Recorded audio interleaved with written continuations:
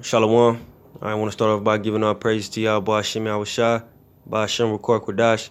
Double honors to the apostles and elders at Great Millstone that rule well. Salutations to the hopeful elect pushing this word and sincerity and truth on the four corners of the earth. And I just wanted to get into a quick lesson about the parallels between, ancient Roman society and, American society, all right, which the Romans and you so-called white people that's known as Americans today you are all Edomites, all right, showing, all right, that the way that they were living back then is the same way that they're living back now, the way that they're living now, the way that they ran their society back then, same way. That's how you know it's the same people, the Edomites, all right. And this is getting into Pompeii, all right, which was a part of the Roman Empire, all right. Now, the first thing I'm gonna get into is the daily life. I'm gonna get a couple examples, right, about how the Roman Empire and the American Empire, okay, is the same thing. It says, matter of fact, let's get into it. It says, Fight Club, the importance of amphitheater. All right. It says, aside from the daily bathing ritual, the spectacles of the amphitheater were the most popular form of entertainment in Pompeii. Just like today in America, the most popular form of entertainment is what you would call sports. Now, it was like gladiators back then, fighting each other, fighting animals, things like that, but it's the same thing today. All right. If you want to talk about like blood and gore type of sports, like they were actually watching back then, boxing, UFC chiefly, those type of sports, fighting, all forms of entertainment, TV, social media. All right, that was the most important form of it's like a not important but popular form of entertainment in Pompeii amongst the Romans, just like it is today amongst these Americans. All right, all that folly in the media, all right, media-driven entertainment. All right, now back then they didn't have like TV or whatever. All right, but it's the same concept. Cause when you look at this picture right here, that looks like a modern day stadium. Like it reminds me of a football stadium. That's what it looks like. So you even see the same structures as far as where their entertainment is, quote unquote housed, for a better word, like for lack of a better word. It says Pompeii's amphitheater was built sometime after 80 BC, making it the oldest known example of its kind in the Roman world. The contests Pompeians enjoyed were ultra-violent, even by today's standards. All right, just like today, the best things to watch amongst you Americans is violent sports. Football, it used to be violent back in the day, but football is a violent sport, a contact sport, boxing, UFC, whatever have you, man. It's the same energy, man, because it's the same people at the helm of the society, which is the Edomites. All right. It says ranging from gladiator versus gladiator combat to fights that pitted men against various dangerous animals. Same thing that going today. Basically just the gladiator versus gladiator combat. All right. Now I don't know if well, actually, yeah, because you got bullfighters today. That's the spirit that just popped in my head. Like people that stand in front of a raging bull with a red flag. People love to see that shit. You know what I mean? That's the only example I could really think of in modern society, but, in this modern Edomite, society. But that's an example of fighting dangerous animals today. Now, back then, it was probably like lions and shit, like if you actually seen the movie Gladiator, fighting lions and, deadly animals. But a bull in modern time is a deadly animal. Can ram you, and kill you, man. Stump on you, whatever. So that's, some of the parallels in entertainment. It says spectacles took place in the arena of the amphitheater and often lasted 2 or 3 days. It says they were highly publicized. And I think, Salakia, but I think those horse races, if I'm not mistaken, like Thistle Down, Kentucky Derby type shit, that lasts a couple days, weekends, you know what I mean? It's the same thing. It says they were highly publicized and well attended, just like today. Sports is, sticking on the sports is highly publicized. It's always in the media. and you can fill a stadium of 25 to 30,000 people. So highly publicized and well attended. It's just parallel for how things are going in this society, as it went in ancient Roman society. It says not only by the citizens of Pompeii, but also by people from neighboring towns. That happens as well. You will have somebody, let's say you will have let's say you'll have a Detroit Lions fan that live in Cleveland. Well, that's only a couple hours drive, maybe 2.5, 3 hour drive. So they'll come from neighboring towns to go see that event, you know. It says, and sometimes became just as rowdy as modern sporting events. In 59 AD, a riot broke out in the amphitheater between Pompeian fans and the people of nearby Nuceria, and as a result, the amphitheater was closed for 10 years. A hefty penalty for the crime. It says the riot is celebrated in graffitio found, which is just graffiti. Graffitio found on the facade of the house of the Dioscuri, which portrays a triumphant gladiator carrying a palm of victory and saying, "Campanians, you perished with the Nucerians in our victory." The region surrounding Mount Vesuvius was called Campania. Other Pompeian graffiti have been found depicting gladiator contests and listing the victories of favorite gladiators. You see that today too. All right, you'll have what you call a mural, of a player or a certain certain play in a game, an important play, with these people being idolized, like it's gonna get into. It says these gladiators were often foreign slaves, Jakes, and both men and women idolized them.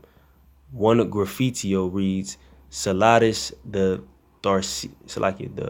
Tharcian makes all the girls sigh." All right, so they just like today where you see like a LeBron James or a Kobe Bryant or who else, Floyd Mayweather, they're idolized by the people. It's the same way that in ancient Rome, those gladiators were idolized by the people. All right, it's the same thing over and over again. All right, it says theatrical performances were another. All right, getting into the other forms of entertainment. Like what are those today? Movies, plays, TV shows. All right, it's the same thing. All right, theatrical performances were another gentler form of popular entertainment.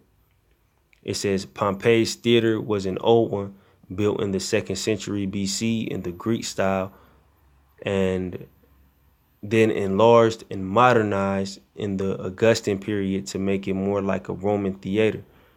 Comedies, all right, just like stand-up comics, all right, and rustic farces were performed there, as well as mimed reenactments of mythological scenes.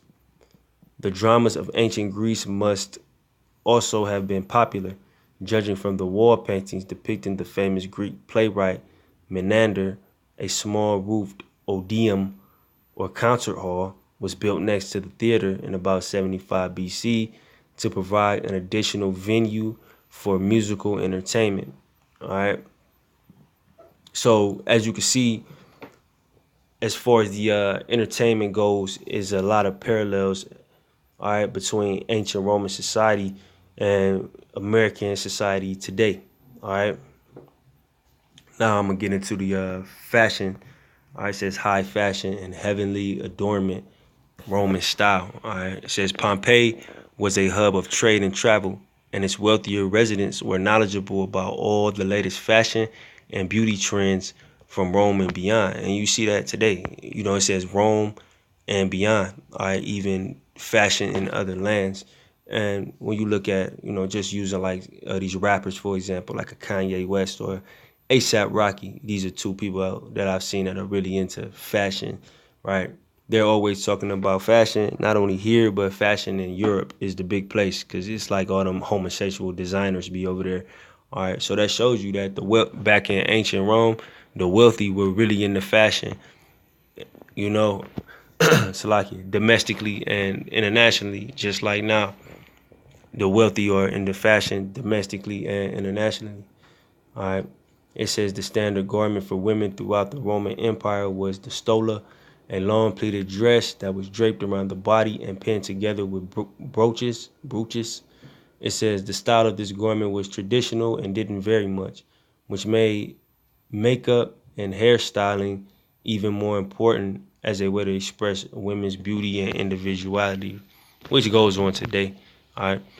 It says the Roman beauty ideal was a white face, bright red lipstick, and very dark eyes. All right. The white woman having the pale skin, the bright red lipstick, and the eyeshadow is what that's really saying. Just like that's the standard of beauty today, a white woman with red lipstick, and you would see that more like in older type of movies. You know what I mean?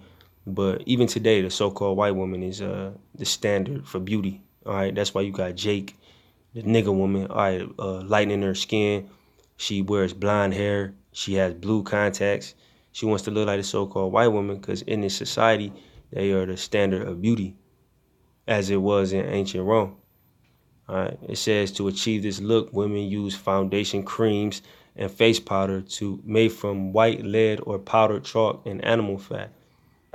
That's the same thing that's going on today. Everybody trying to lighten their skin. Well, Jake. All right. It says lipstick was made from ochre or molluscus,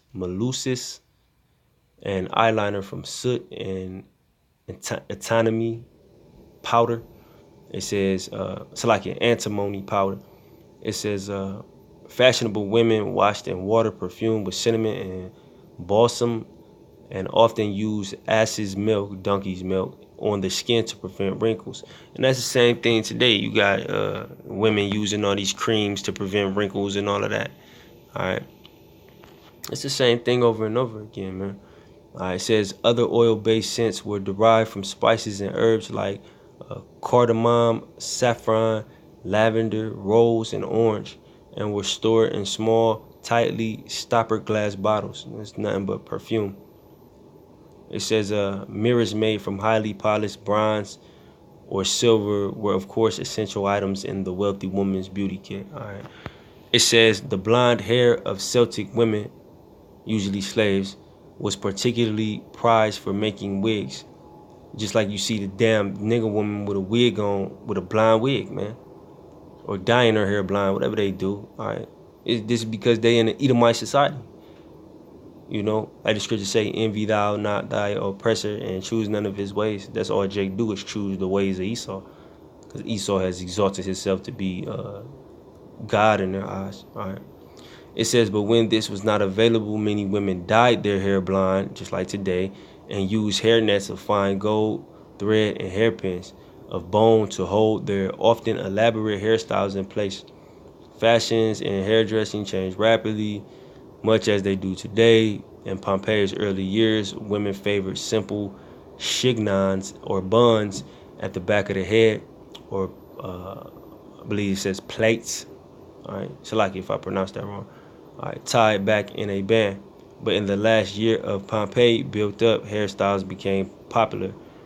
These were very complex and often required several slaves working at the same time, manipulating hair pieces and false curls weave to produce a towering head of hair. So it just goes into mostly the women's fashion, all right? But you know Jake done been effeminized. The men of Israel and all the men in this country is effeminized. So it shows how important fashion was in that society. All right, just like fashion is, so-called important in this society. People are taught down on you if you ain't got the latest fashion and all like that. If you going back to the first paragraph or the first excerpt, you know what I mean. If you're not into the amphitheater, the bread and circuses, if you can't hold a conversation with that, you are outcast. All right, just like with the fashion. So these are just two quick examples of how, ancient Rome, all right, specifically speaking on Pompeii, but ancient Rome and modern day America, are the same thing, man. All right, it's under the same vibration, the same spirit. All right, that's how you know America is just Rome all over again, man. All right, I'm probably gonna do a couple more videos on this subject. All right, it says it's gonna get into business, residences, medicine, religion and burials. All right, it's gonna get into a lot of things. All right, but basically just to continue on the point that ancient Rome and America are the same spirit. All right, that's why we say America is just Rome all over again. All right, well, I hope that video was edifying. All right, with that, I'm gonna say shalom.